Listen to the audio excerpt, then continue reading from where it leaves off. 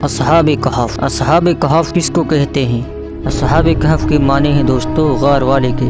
یہ قصہ آپ کی نظر کرتا ہوں چند مسلمان مومنین نوجوانوں کا، جن کو اللہ تبارک و تعالی نے 309 برس تک ایک غفا کے اندر سلائے رکھا، اور پھر وہ جاگے 309 سال کی بعد تو کیا ہوا، اور کیوں اللہ تبارک و تعالی نے ان کو اتنے لمبے عرصے تک سلایا، آخر کیا وجہ تھی، کیسا گزرا ان کا وقت، کیا ہوا تھا ان کی پچھلی کہانی میں، تو جانتے ہیں چلیے اس کہانی میں۔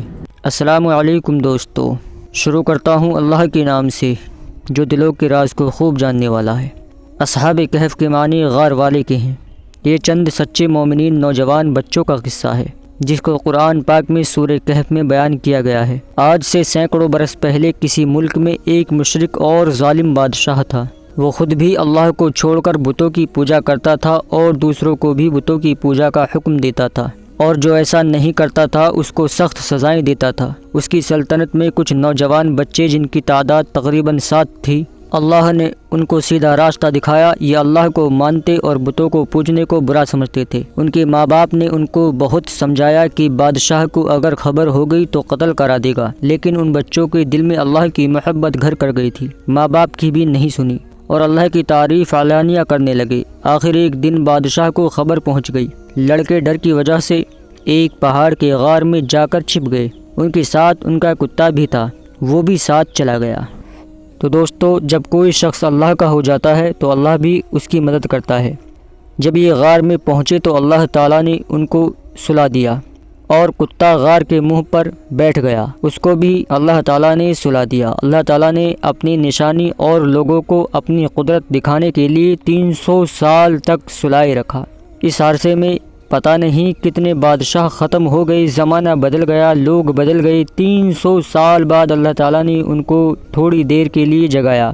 ان کو ایسا معلوم ہوا کہ وہ ابھی سوئے تھے۔ انہوں نے دیکھا کہ سب چیزیں اسی طرح موجود ہیں جس طرح وہ سوئے تھے، کتا بھی اسی غار کے منہ پر بیٹھا تھا۔ ان کو بھوک معلوم ہوئی تو انہوں نے اپنے چند ساتھیوں کو سکے دیے کہ چپ چاپ جا کر کسی طرح بازار جا کر کچھ کھانا لے آئیں۔ جب یہ ساتھی بازار گئے تو وہاں کی ہر چیز بدلی ہوئی نظر آئی۔ دکان پر پہنچے، کھانا خریدا۔ جب وہ سکہ دیا تو لوگوں کو بہت تعجب ہوا کہ یہ سکہ فلاں بادشاہ کے وقت کا ہے جس کو مرے ہوئے کئی سو برس ہو گئے۔ لوگوں کو شک گزرا کہ کہیں کوئی خزانہ تو ان کو ہاتھ نہیں لگا، اور آہستہ آہستہ یہ بات اس وقت کے بادشاہ کو پہنچ گئی۔ یہ بادشاہ بہت ایماندار تھا اور اللہ کو اور روز قیامت کو مانتا تھا۔ اس نے ان لڑکوں کو اپنے دربار میں بلایا اور سارا قصہ سنا۔ بادشاہ کو اور حاضرین کو بہت تعجب ہوا۔ بادشاہ مع درباریوں کے اس غار تک آئے۔ انہوں نے ان لڑکوں کو سوتا ہوا دیکھا کہ ان کی آنکھیں کھلی ہوئی تھی مگر جسم سو رہے تھے۔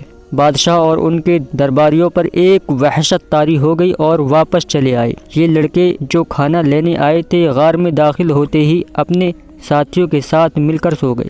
بادشاہ اور ان کے درباریوں کو اور یقین ہو گیا کہ اللہ تعالیٰ بڑی طاقت اور قدرت والا ہے۔